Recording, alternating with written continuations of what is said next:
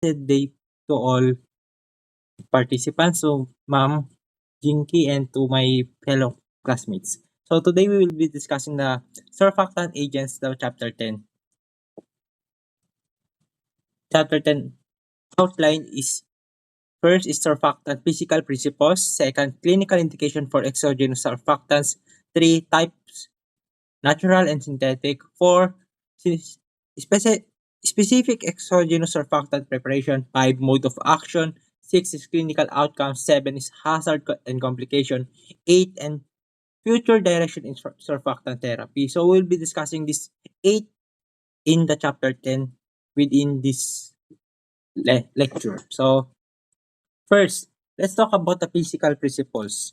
Surfactant agents regulate surface tension at gas-liquid interfaces. This means kinokontrol ng surfactant kung gaano ka-tight or higpit yung ibabaw ng liquid, especially dun sa part where air and liquid meet. Katulad sa maliliit na air sacs or what we call the alveoli. So, sa loob ng, yung mga alveoli na yun is nasa loob ng lungs natin. So, the relationship between surface tension, bubble size, and pressure is explained by the Laplace law. So, we will be discussing it later on. Pero let's, magbigay lang tayo ng ng simpleng overview about sa Laplace law. Itong law na ito, it tells us kung gaano kalakas ang pressure na kailangan para manatiling bukas or open ang bubble. And nakadepende pa rin ito sa higpit ng surface nito at sa laki ng bubbles. Exogenous surfactants are given to newborns with respiratory distress syndrome or the RDS. It was to replace the missing natural surfactant. Kapag po kasi ang isang newborn baby ay kulang sa natural surfactant sa lungs, tulad po ng may mga RDS or what we call the respiratory distress syndrome, ay ang ginagawa po is binibigyan po sila ng surfactant na gamot para makatulong sa paghinga at para mapanatiling bukas ang alveoli. So, next is the surface active agents changes. Agents change the surface tension of liquids. Ang mga surface active agents po tulad ng lamang po ng sabon ay nagpapababa ng higpit ng ibabaw ng liquid para mas madaling kumalat or gumalaw yung liquid. So, understanding this concept is important in learning how surfactant works in the lungs. If we know how pressure and surface tension works, so mas maintindihan po natin why surfactant is so important for our breathing. So next is the surfactant. A surfactant is a surface active agent that reduces surface tension. Examples include soap and detergents. In the lungs, surfactant prevents alveoli from collapsing. So it means pinapahina ng surfactant ng kapit or yung higpit ng liquid sa surface nito. So example of that would be when you wash your hands, yung soap na tinutulungan niyang mag-spread yung water na mas mabilis to remove the dirt easily. So parang parang mapapabilis natin matanggal yung mga dumi or anything na nasa kamay natin kung sakaling may dumi. So parang ganoon din po mga trabaho ng surfactant. So kasi po ang surfactant, it acts like the slippery soap inside the alveoli. So they don't shrink or mag-collapse. Example po, kapag po walang surfactant, the alveoli would collapse like a wet balloon that sticks together. So para siyang wet balloon na nagdidikit-dikit po. So next po is the surface tension. Surface tension is the force caused by attraction between liquid molecules at a liquid gas interface. It keeps liquid surface tight and intact, measured in dynes per centimeter or dyn/cm. Because liquid molecules attract each other more than air droplets. So, to conclude, this surface tension is the first caused by attraction. Ang nangyari po kasi is yung liquid molecules nag-attract siya ng each other more than they attract air. So, they pull together at the surface. It keeps the liquid surface tight and intact. This is why yung water po ay nagiging bilog-bilog instead of spreading flat. So, and it shows us kung gaano kalakas ang pag-pull ng surface ng liquid. Then yung A water drop looks round because that shape keeps everything pulled together evenly. Nagiging circle po ang patak ng water kasi hinihila ng molecules papasok ang isa't isa. Kagaya po ng raindrops po sa dahon ng gabi. Pag dinrap nyo po ang water sa may dahon ng gabi is pag parang funnel shape po yung dahon is parang makakabuo siya ng bilog na parang bilog po instead of mag-spread lang siya.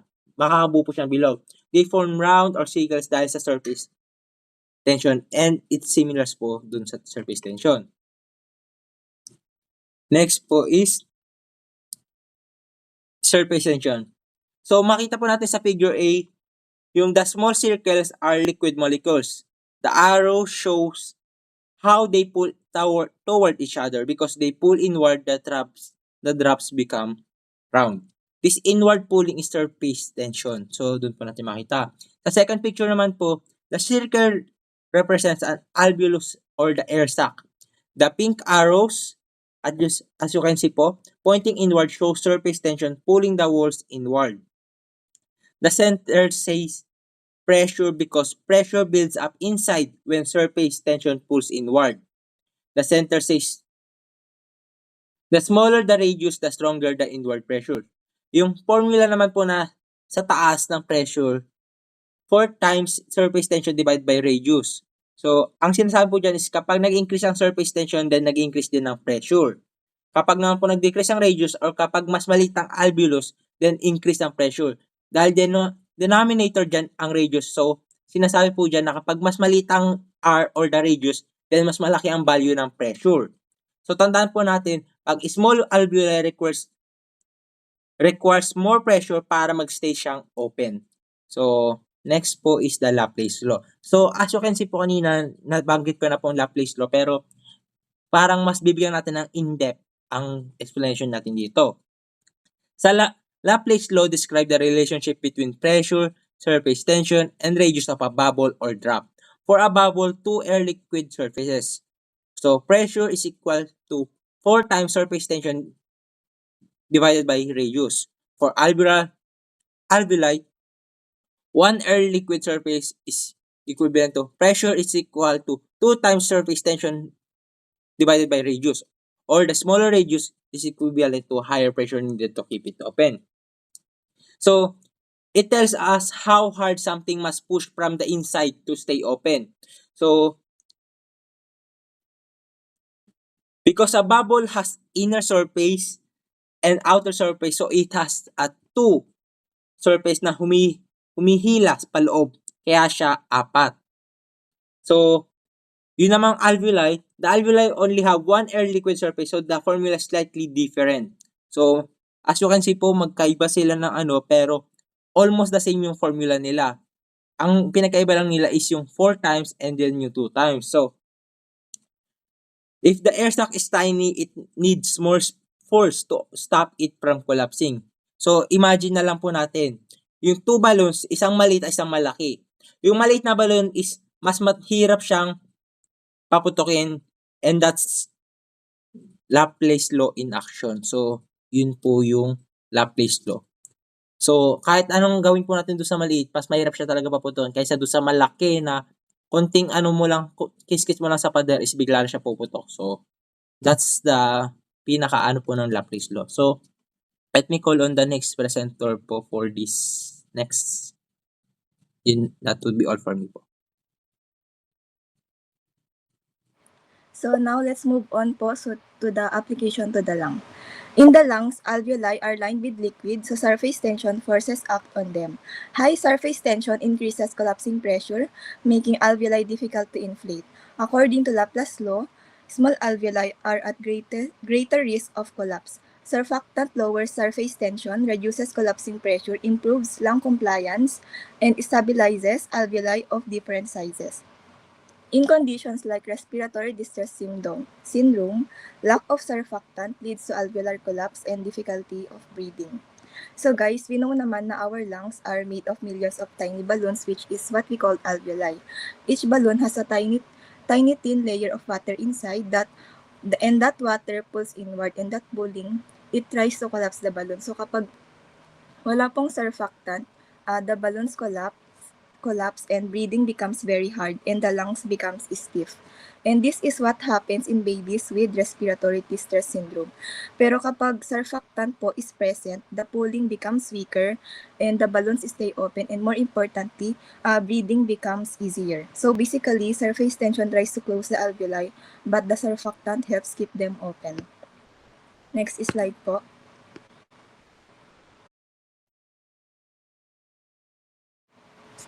Clinical indications for exogenous surfactants. Exogenous surfactants are clinically indicated for the treatment or prevention of RDS in the newborn. RDS happens due to lack of natural surfactant because of immature lungs. So there are two types of treatment. Una po is yung prophylactic treatment prevention. It is being given to very low birth weights infants and also infants with sign of immature lungs. Ang purpose po nito is to prevent RDS before it develops. So yung sinasabi po dito is may iba kasing babies that are born too early, so their lungs are not fully ready yet. So wala silang enough surfactant. And because of that, their alveoli stick together and collapse. And when they try to breathe, it becomes very hard. Kaya yung mga doctors, they give exogenous surfactant to help babies. So may dalawang treatment. Una po is yung prophylactic treatment. If yung doctor po alam po nila na yung baby is at high risk, like kapag nakakita sila ng very small premature babies, they give surfactant early to prevent breathing problems. Next slide po. Pangalawa po is yung ating rescue treatment. It is being given to infants who already develop RDS, and the purpose po nito is to improve lung function after symptoms appear. So if the baby already has breathing trouble from RDS, doctors give surfactant to help the lungs open again. Example po ng rescue treatment is when a baby born at 28 weeks, so very premature, they may receive surfactant right away to prevent problems. Next slide po. So, ito po yung administration of surfactant. Nice to know lang po ito. Bali, itong picture po, so there are four steps of the procedure. Una po is to insert the laryngeal mask airway. The mouth is gently open and the mask is guided into the airway. And pangalawa po is secure the laryngeal mask airway. The tube is adjusted and the balloon is inflated so the mask stays in place. Pangatlo po is give the surfactant medicine. The medicine is slowly pushed through the tube into the lungs while breathing is watched closely. Pang-apat po is yung remove the laryngeal mask airway. The balloon is deflated and the tube is gently taken out. Then breathing is checked again. Yun lang po. Next slide po. So, ito po yung other possible uses and it's still under study. Una po yung acute respiratory distress syndrome, ARDS, acute lung injury, and lastly, we have the meconium aspiration syndrome, and it is not yet officially approved po. So, in addition, scientists are also studying if surfactant can help in other serious lung problems like ARDS or lung injury, but not all of these are officially approved yet. Next slide po. So, we have three types of exogenous surfactant preparations. Una po ay yung natural and modified natural surfactants. So, ano po nga po ito? It is made from animal, cow or pig lungs, or sometimes human sources. And it is being collected through lung washing, lavage, or extraction. It contains important surfactant proteins like SPB and SPC, surfactant protein B and surfactant protein C, that help reduce surface tension in the lungs, and it is often modified to improve effectiveness and sterility. So as we talked about earlier, sometimes babies are born without enough surfactant. So doctors give them exogenous surfactant. So which means yung surfactant po na ito galing siya sa labas ng katawan ng tao. Some of these surfactants come from animals like cows or pigs, and yung ginagawa po ng scientists dito is they wash or extract the surfactant from the animal's lungs. And then they will clean it, and sometimes they even add extra ingredients to make it work better and safer. So next po. Wait lang po, balik po tayo doon. So, for examples po ng surfactant po is Survanta, Curasurf, and Infasurf. So, surfactant have special helper proteins po, kagaya po dyan, surfactant protein B and surfactant protein C. Ito pong SPB and SPC, it helps spread the surfactant inside the lungs, pero yung iba po sa kanila is wala pong surfactant protein A. Ang surfactant protein A po kasi, kapag wala pong ganyan po is, hindi po siya masyadong effective po yung surfactant kasi yung SPA po ginagamit po siya for protection and regulation. It fights viruses and bacteria. Next slide po. So why do we need to modify it, the natural and modified natural surfactants? So to improve lung function, to reduce contamination, to ensure safety and sterility, and some may lack SPA which can shorten duration of effect, which is I said earlier po. So in simple words po, we borrow surfactant from animals, then clean and improve it and use it to help babies breathe better. So dito na po tayo sa examples of natural, modified natural surfactants. Survanta beractant from minced cow lung contains SPB and SPC, no SPA, added DPPC, palmitic acid, tripalmitin. DPPC stands for dipalmitol phosphatidylcholine. It's the main component of pulmonary surfactant sa lungs. Ang function po nito is to lower surface tension in alveoli to prevent collapse or what we call atelectasis. While the palmitic acid, it is a fatty acid that helps make the surfactant stronger, and the tripalmitin, it is another fat that helps support the mixture. So pangalawa pong example is yung surfactant TA. Surfactant is a brand name of a drug, and surfactant TA is another name for the same medicine. Cow lung extract, so galing po siya sa cow, and then with added DPPC and lipids. So it means these extra fats help reduce surface tension more effectively. Pangatlo po is yung ating Curasurf, Poractant alpha. Curasurf is a brand name, Poractant alpha is the generic name, so it contains pig lung extract. And also we have the Infasurf calfactant. Infasurf is a brand name, calfactant is a generic name from calf lung lavage. So calf means baby cow, lavage means washing. So they wash the lungs and collect the surfactant from the wash fluid, and then they purify it po. So it also contains SPB and SPC. These proteins help the surfactant spread evenly inside the alveoli. And next we have the Alveofac bovactant. Alveofac is the brand name, bovactant is a generic name. Cow lung lavage extract, like Infasurf, it is collected by washing cow lungs and extracting surfactant, and it contains 99% phospholipids plus 1% SPB and SPC. This means 99% is fat, phospholipids, and mainly DPPC. And yung 1% po naman is protein, which is SPB and SPC. Phospholipids are the main part that lowers surface tension, and moreover, the proteins help it spread and function properly. Next slide po. So, ang pangalawang example po is yung ating pangalawang type po is yung ating synthetic surfactant. So, it is made entirely from man-made chemical ingredients not taken from animals or humans. And it does not contain natural surfactant proteins like SPA, SPB, or SPC. So now, synthetic surfactant is different kasi ginawa siya sa laboratory. Scientists mix special chemicals together to copy real surfactant. So it does not come from cows, pigs, or humans.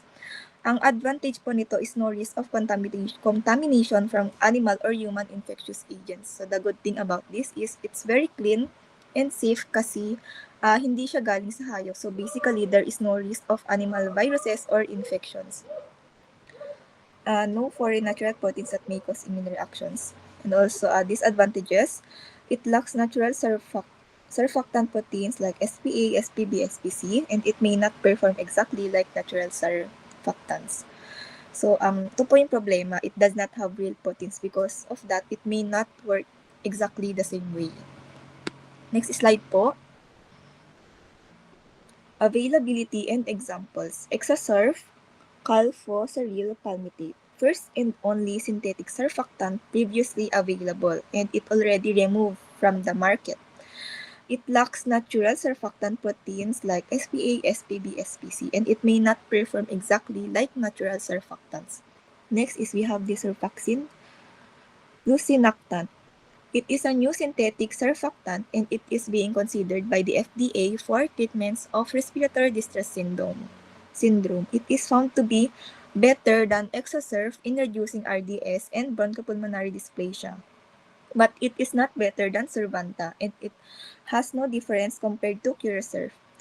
It is also being given to orphan drug designation for treatment of BPD. It is being studied in aerosolized form for surfactant replacement. So before, there was a synthetic surfactant called Exosurf pero tinanggal na. Tapos ngayon may bago na ang tawag ay Surfacin.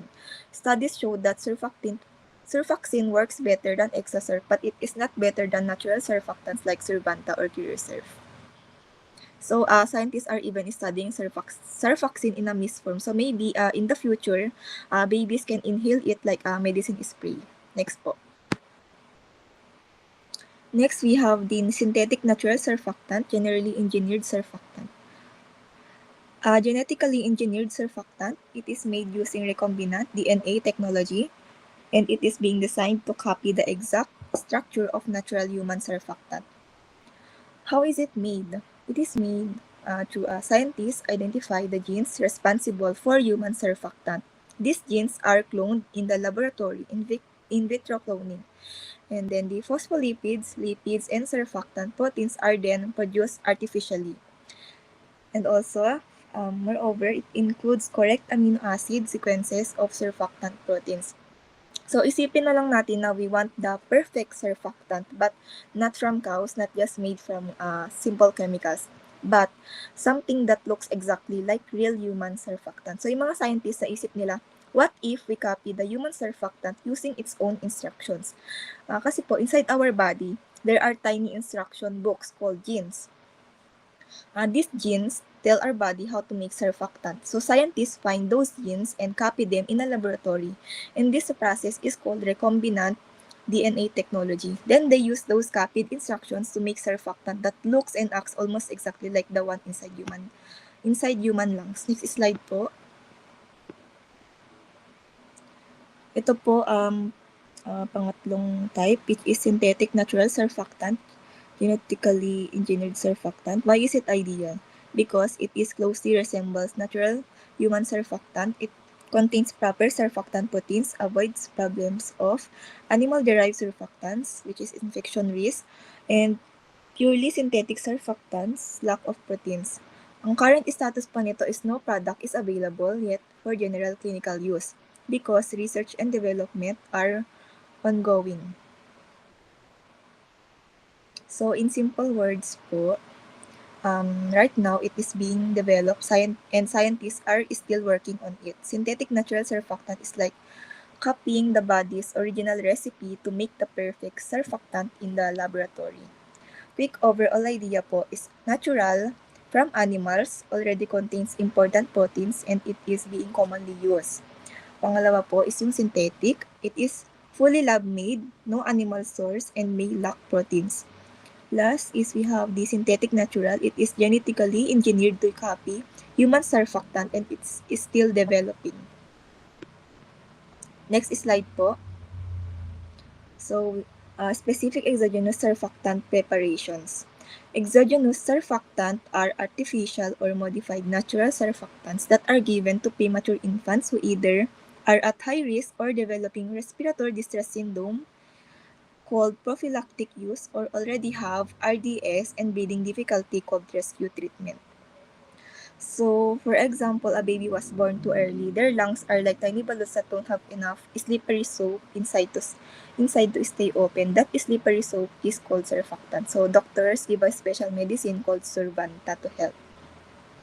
And doctors help babies in two ways. First is prophylactic use kapag si baby very premature, so meaning hindi rin gaano matured ang lungs niya, kaya bibigyan agad siya ng surfactant medicine.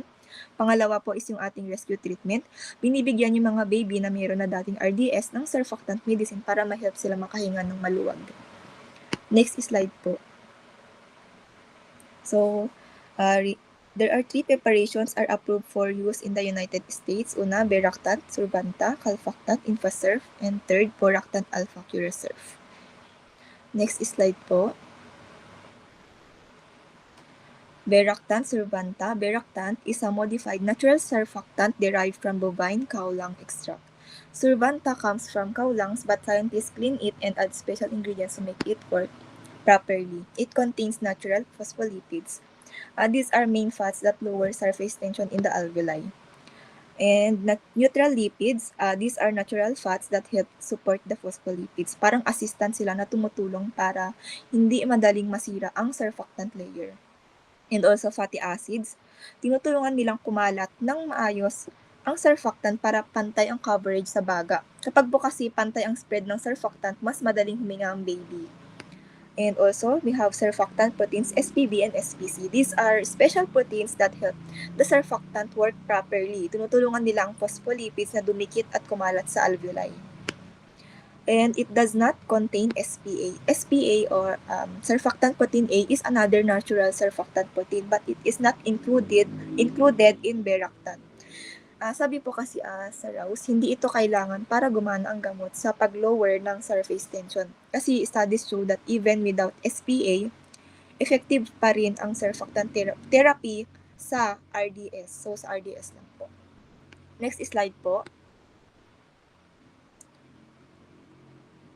Beractan, survanta, added ingredients to standardize and improve function. DPPC, colfoseryl palmitate, palmitic acid, tripalmitin, suspended in 0.9% saline. Availability is 8 ml vial. So, ibig sabihin po, bawat bote o vial ng gamot ay may lamang 8 ml na liquid. Ang vial po ay, ito po yung maliit na sterile bottle na ginagamit para sa injectable medicines. And concentration is 25 milligrams per milliliter. Ibig sabihin sa bawat 1 ml ng gamot may 25 milligrams ng active phospholipids. And also, total of 200 milligrams phospholipids per vial. Dahil ang concentration ay 25 milligrams per milliliter at ang vial ay mayroong 8 milliliters, so 25 times 8 is equals to 200. So, we have 200 mg total.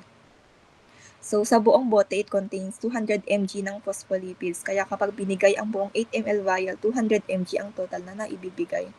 And it is already ready to use, no reconstitution needed. Ibig sabihin, hindi na kailangan haluan ng sterile water or saline bago gamitin. Naka-prepare na siya in a liquid suspension form for emergency situations like neonatal RDS. Next po. So, ganyan po yung itsura po ng Survantine na vial sa bote po. Next slide po. Ang indications for use ng Beractan survanta is for, una po dyan is yung prophylactic use. Premature infants, less than 1,250 grams, given within 15 minutes after birth. So, in addition, if a baby is very small, less than 1,250 grams, doctors can give survanta right after birth to prevent breathing problems. And also, we have rescue treatment. Infants with confirmed RDS, it is being given within 8 hours after birth. If the baby already has RDS, it can be given within 8 hours as rescue treatment. Next slide po. So, ito po yung dosage po ng ating Beractan.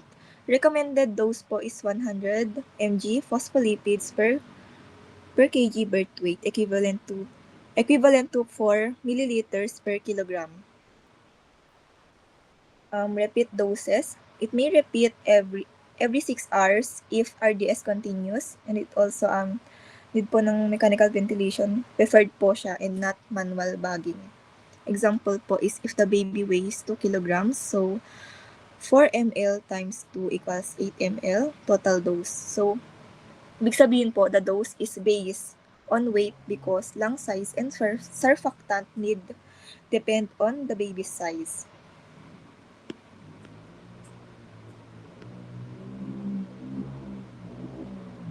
Next po is we have the administration. Off-white to light brown suspension. So, parang it looks like a thick liquid with this color range. and refrigerated storage. So dapat we need to keep it cold in the fridge until needed. And additionally, warm at room temperature for 20 minutes. No artificial warming. So we need to let it sit out to warm up naturally for 20 minutes. Don't use heat sources like microwaves or warm water. Swirl gently if settled. Do not shake. If particles sink to the bottom, twist the vial slowly to mix. Shaking can damage the medication, so hindi po siya pwedeng i-shake. Given, divided into 4 equal doses. The full amount is split into 4 parts. Instilled into trachea via catheter. Via catheter through endotracheal tube. So this means that we put it into the windpipe using a thin tube that goes through the endotracheal tube. Infant ventilated for at least 30 seconds between doses. So kailangan po ng breath for the baby with a ventilator for 30 plus seconds before giving the next part. Infant reposition with each quarter dose. So it's important to move the baby's body to a different position before each of the 4 doses. And also we have the storage reminder. An opened warm vial can return to refrigerator within 8 hours only once. So if you warmed an opened vial but didn't use it, put it back po sa fridge within 8 hours and only do this one time. Finally, used vials must be discarded. So we have to throw away any vial that's already been used. Even if there's medication left po, kailangan po siyang itapon. Next slide po. And now we have the calfactant. What it is, calfactant is another modified natural surfactant derived from calf bovine lung. So this means doctors get it from baby cow lungs and clean it carefully so it can help human babies to breathe. Next po. And now we have the source and composition. Unang-una po dyan is yung organic solvent extract from calf lung surfactant. So yun nga po, galing po siya sa baby cow lungs and it also obtained through a cell-free bronchoalveolar lavage. So we get it by washing the tiny air parts of the lungs and take out all the little cells first. Ito na po, next is it contains phospholipids, neutral lipids, hydrophobic proteins, SPB and SPC, and it does not contain SPA. So it has 3 main things: fats that hold air in lungs, other fats, and special helpers called SPB and SPC. Sabi po sa Rouse, these parts work together to stop lungs from collapsing. And it does not contain SPA. SPA po kasi isa po siyang helper protein na wala po dyan kasi po unlike some surfactants, calfactant doesn't have the SPA. So it might not be effective po. Each 1 ml contains 35 milligrams total phospholipids. In every little spoonful, 1 milliliter, there's 35 milligrams of the main fat that helps lungs. And next, 26 milligrams phosphatidylcholine. So there is 26 mg of the most important fat in that mix. Based po sa Rouse, phosphatidylcholine is the key lipid for reducing lung surface tension. 16 milligrams desaturated phosphatidylcholine. And also 0.65 milligrams total protein, 0.26 milligrams surfactant protein B. Heat is sterilized, so the scientists cleaned it through heat to kill germs. No preservative, so no extra stuff added to keep it fresh. Ready to use suspension, no reconstitution needed. It means that it's all mixed up and ready to go. Di na need to add water or anything. Next slide po. So, yan po yung itsura po ng ating calfactant in a vial. Next po. So, now, let's move on to the calfactant indications for use. First is the prophylaxis, prevention. Premature infants less than 29 weeks gestational age, high risk for RDS, give preferably within 30 minutes after birth. So, madalas siyang ginagamit for babies born before 29 weeks of pregnancy. Tandaan natin na that prophylaxis targets very preterm infants at highest risk of surfactant deficiency as lung development is incomplete before 29 weeks and high risk din po siya for RDS. Ang mga RDS risk factors po ay katulad po ng low birth weight and maternal diabetes. And surfactant is need to help to avoid lung collapse. And give preferably within 30 minutes after birth kasi po sabi po sa Rouse, ang early administration daw po ay nakakatulong to help maximize protection against RDS by supporting lung function before severe damage occurs. Rescue treatment used for premature infants less than or equal to 72 hours old. Sabi po ng Rouse, rescue therapy is used when RDS develops. So, effectiveness is highest within the first 72 hours of life. Used for patients with RDS requiring endotracheal intubation because endotracheal delivery is necessary for surfactant to reach the lungs. So, rescue use treats established RDS in intubated patients. Next slide po. Dosage, 3 ml per kg at birth. And sabi po sa Rouse, it is the standard total dose is weight-based to match lung size. Given as 2 divided dose, so it was split into 2 parts. You have to give 1.5 ml per kilograms first, then the other half later. 3 milliliters treats 1 kilograms infant like 105 milligrams phospholipids. A tiny baby like 1 kilogram gets 3 milliliters that has 105 milligrams of the lung helping fat. And last, 6 milliliters treats 2 kilograms infant, 210 milligrams phospholipids. So a bigger baby like 2 kilograms gets 6 ml. So double the amount of lung helping fat. Repeat dosing up to 3 total doses. So pwede lang up to 3 doses total if needed. Usually 12 hours apart. So wait about 12 hours between extra doses. May repeat as early as 6 hours if infant is still intubated, requires greater than or equal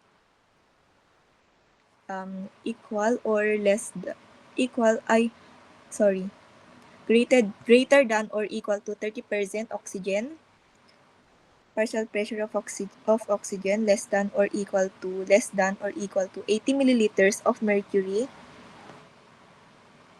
mmHg. This means that we can give sooner as 6 hours if the baby still has a breathing tube, needs lots of oxygen, or their blood oxygen level is too low. Next slide po. So we have 2 methods of administration. Una po dyan is yung side port adapter method. It is being given in 2 aliquots, 1.5 ml per kg each. The full dose is split into 2 parts, each 1.5 milliliters per kilogram of the infant's weight. And please keep in mind that surfactant dosing is weight-based and splitting doses helps distribute the medication early in the lungs. Infant position, right or left side down. Body positioning during surfactant po kasi during surfactant instillation aims to target specific lung lobes and improve distribution. And sabi sa Rouse na kapag lateral positioning daw, it is a standard technique for this method. Instilled in small bursts during inspiration, 20 to 30 breaths. This medicine is given in tiny amounts, a little at a time, while the baby is breathing in, and it happens over 20 to 30 breaths. Infant reassessed before second dose. So the baby is checked for breathing, oxygen levels, etc. before giving the second part of the dose. Next po is yung ating catheter method. Dose divided into 4 equal aliquots. Because splitting into more aliquots with this method allows even better distribution across all lung regions. Catheter remove between doses. Because removing the catheter between aliquots minimizes trauma to the airway and reduce the risk of blockage. Mechanical ventilation for 0.5 to 2 minutes between aliquots. And please tandaan din po na ang short periods of mechanical ventilation between doses help distribute surfactant in the lungs and stabilize breathing. Last, we have the infant reposition each time. Pwedeng prone, supine, right lateral, left lateral. Yun lang po. Next slide po.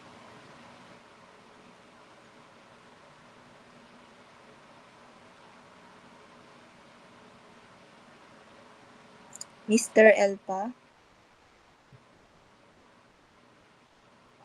So, let's naman po yung pinaka-last is the proractant alpha or the Curosurf. So, ano na nga ba yung proractant alpha? Proractant alpha is a natural surfactant derived from porcine, pig, or lung extract. So, as Mari said kanina po is kumuha sila ng malang sa sa animals that they extract, and this contains 99% phospholipids, 1% surfactant associated proteins including SPB. It was available as 1.5 ml via vial or 80 mg phospholipids, 3 ml vial 160 mg phospholipids. It was also ready to use suspension, no reconstitution required. So hindi na rin po kailangan siya ng mga NSA para hindi na po siya kailangan haluan na pwede na po siyang i-direct kagad. So next po is ito po yung tsura nung Curosurf or the proractant alpha. So the indication for use is approved use is for rescue treatment of premature infant with RDS. So it reduces mortality and pneumothorax or the air leakage in the lungs. So kung meron tayong approved use, meron din tayong unlabeled use. In unlabeled use, meron tayong severe mecangium aspiration syndrome, MAS in term of infants, or the respiratory failure due to group B streptococcal infection in neonates. So, yun po ang paggamit ng Curosurf. So, next po is dosage. So, ang dosage po ng Curosurf is the initial dosage is 2 ml per kilogram birth weight. So, pwede siyang i-repeat doses. Repeat doses is 1.25 ml per kilogram up to 2 doses. So, it was given at 12-hour interval. So, yung doses po is pwede siyang up to 2 doses within, pero ang nyo na po is 1.25 ml per kilogram, and it was given at 12-hour interval. So, the maximum total doses that we can give upon the is 5 ml per kilogram. So, yun po. So, next po is the administration. So, to administer this is we need to warm slowly to room temperature. So, hindi rin po siya pwedeng gamitan ng anything na pampainit po. Only room temperature, and gently turn vial upside down and do not shake. So, hindi rin siya pwedeng i-shake po. And we need to administer via 5F catheter inserted into endotracheal tube. So, to ET tube din po siya i-administer, and it will be given in 2 divided doses, the aliquots. So in this po, pwede po yung infant po is meron po siya tapat na position na gagamitin. In the first dose po is right or left side down po ang position po ng infant. On the second dose po naman sa opposite side. So, kunyari, pag nilagay niyo po siya sa first dose sa right, sa next po is the opposite side po. So, it will be a manual ventilation with 100% oxygen for 1 minute between doses. So, yun po. And do not suction airway for 1 hour unless obstruction occurs. So, hindi po siya pwedeng isuction yung airway niya for 1 hour unless po nagkaroon ng blocking or anything po na obstruction po. Next po is the overall comparison po nung tatlong surfactants na nasabi po. All three surfactants, it replaced missing natural surfactant, reduce surface tension, prevent alveolar collapse, improve oxygenation, decrease mortality in RDS or the respiratory distress syndrome. Yun po ang nila, and they differ in, first is animal source. It can be cow, calf, or pig. They also differ in dose and volume, and they also differ in maximum number of repeat doses. So, but their main purpose is the same. Ang pinaka main purpose talaga po nila is, lahat yung tatlong yun is to stabilize the alveoli, improve lung compliance, and allow the premature infant to breathe more effectively. So, yun po ang comparison ng tatlong surfactant na sabi. So, the mode of action. The mode of action of exogenous surfactant is to replace and replenish a deficient endogenous surfactant, normally secreted by alveolar type 2 cells. It leaves the alveolar space and re-enters the type 2 cells in the form of small vesicles.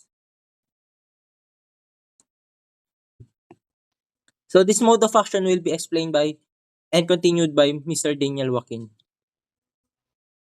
So, the mode of action ng exogenous surfactants ay ito yung nare-replace na nare-replenish na yung deficient endogenous surfactant na normally sinusubstitute ng ating alveolar type 2 cells na nagli-leave siya sa alveolar space and also nagre-re-enter siya sa type 2 cells natin in the form of small vesicles.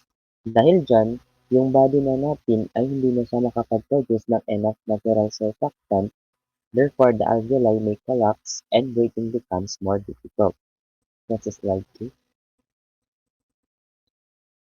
In clinical outcome naman, Davis and Associates, they did not report a corresponding increase in compliance. So, yung Davis and Associates natin, hindi sila nag-report ng corresponding increase in compliance, pero yung exogenous surfactant should reduce surface tension and increase lung compliance. Therefore, mayroon silang disagreement in the literature over whether the primary clinical effect of exogenous surfactant is one of increasing lung compliance. Dahil dyan, some studies support these ideas while others do not show strong evidence. Next slide.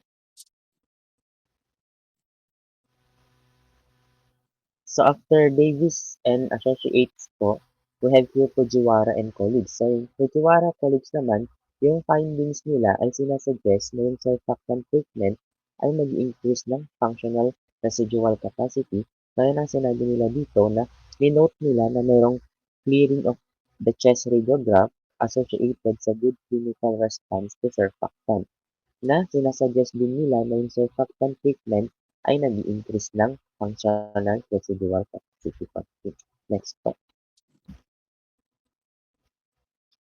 Next, we have here Goldsmith and Associates. So, si Goldsmith and Associates naman, sinabi nila dito na yung measured and increase in the FRC ay within 15 minutes lamang siya of treatment with natural surfactant, correlating with the time of blood gas improvements. So, the surfactant stabilizes alveoli on expiration and prevent na yung pag-collapse, increasing residual volume of functional residual capacity. Because of this, residual volume and FRC increase and allowing the lungs to function more effectively. Next step.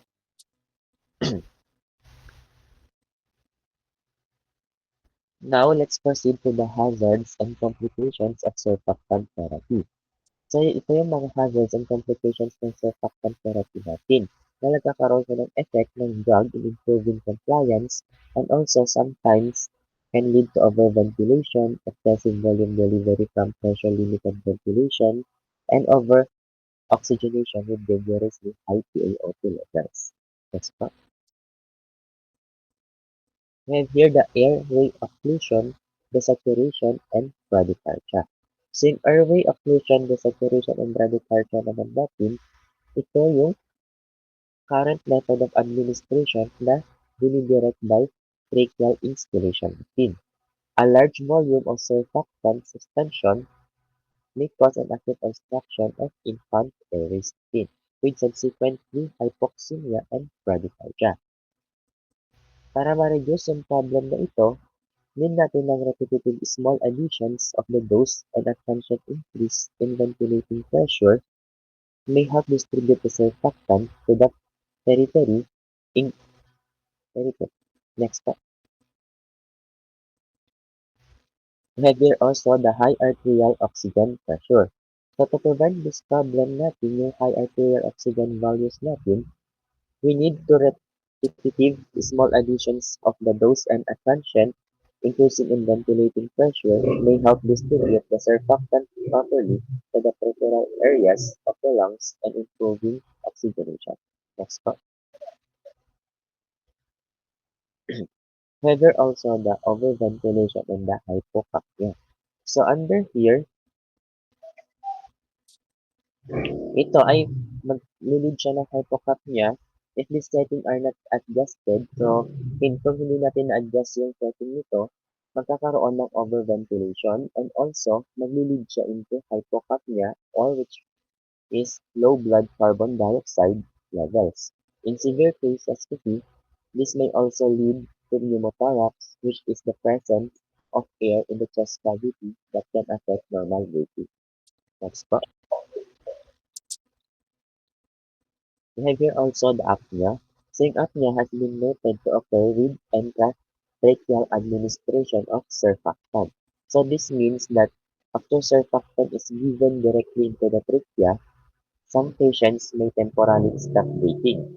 So after na yung surfactant natin ay naigiven siya direkta sa ating trachea, yung mga some patients naman natin ay magka-temporary stop breathing siya.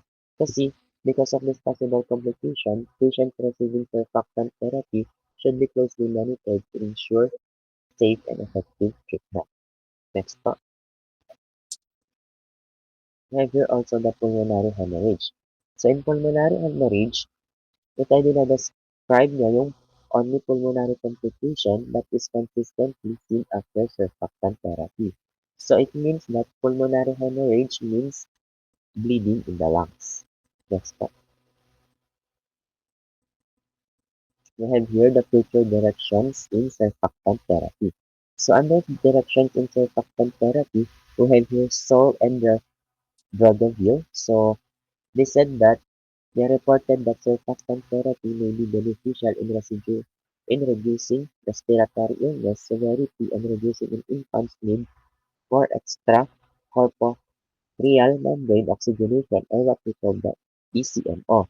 Kasi yung ECMO natin ay it is a serious and expensive treatment. Reducing the need of ECMO is considered a major benefit of surfactant therapy. We have here also Hum and colleagues in ARDS in adults. The surfactant deficiency is secondary to lung injury with complex inflammatory responses. So this finding would suggest a difference in clinical response to surfactant therapy between premature infants and adults with ARDS. So this is different from the premature infant where the problem is that their lungs are not yet mature and cannot produce enough surfactant. So ito lang yung Hum and colleagues. Next. Future directions in surfactant therapy. So, in addition, the dose amount and administration techniques may need to be modified for therapy in adults who have large lung volumes compared with infants if lung injury in ARDS is non-uniform. This means that when surfactant is given, especially in aerosol form, it may go to the healthier or more compliant parts of the lungs instead of going to the damaged areas where surfactant is needed the most. Next. So, in this slide, i-explain nyo dito na yung newer surfactants Nothing like human recombinant surfactants may improve treatment outcomes in adults with ARDS. So, studies shows that low synaptant or what we call the aerosol can be effective when given as an aerosol. So it can be delivered using a vibrating mesh nebulizer, which may help treat ARDS in both adults and neonates. Next, surfactant. The surfactant therapy may also be useful in adult lung diseases. So these include pneumonia, lung transplant conditions, asthma, and pulmonary fibrosis, where surfactant may be deficient or abnormal. Researchers are studying surfactant therapy as a possible treatment for respiratory disorders. Next po, respiratory care assessment of a surfactant therapy. Before treatment, we need to assess the need for surfactant therapy. Why we need to assess the need for surfactant therapy before treatment? Kasi it is important to evaluate whether the infant really needs it. This means checking the baby's lung condition, oxygen levels, and overall respiratory status. This step ensures that surfactant is used appropriately and safely, avoiding unnecessary risks. Next, during treatment and short term. So we need to monitor pulse and cardiac rhythm during and after administration, monitor the infant for signs of airway occlusion, the desaturation and bradycardia during and after administration if obstruction is evident. If obstruction is evident, remove the infant from the ventilator and manually ventilate. In addition, saline lavage and aggressive suctioning to clear the airway may be needed.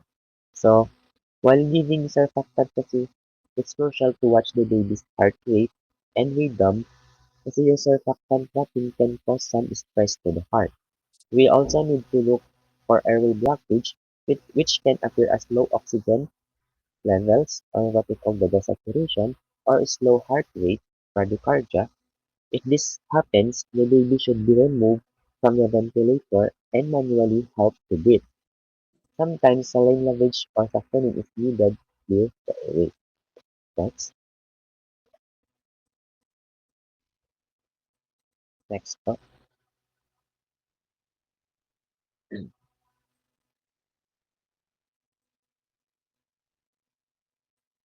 So during treatment, long term, assess lung mechanics, exhaled volumes or peak inspiratory pressures during mechanical ventilation to determine effectiveness of the exogenous agent in normalizing lung compliance.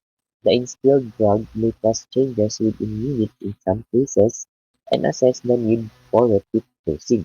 So in the long term, we need to see if surfactant improves lung function. So in long term, it is important to see kung yung surfactant na natin ay ini-improve na yung lung function nung neonate natin.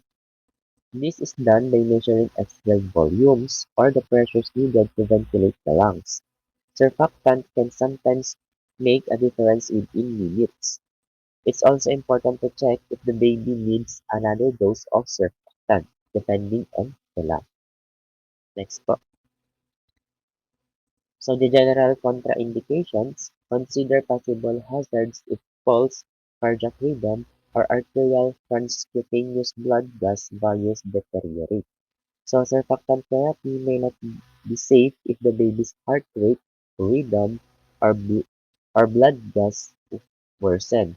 So if any of these values deteriorate, it may be too risky to continue therapy. So kung itong mga 'to ay nararamdaman ng baby or nagpapakita 'to sa mga babies natin, it may be too risky sa kanila na mag-continue sa surfactant therapy, and alternative measures should be considered.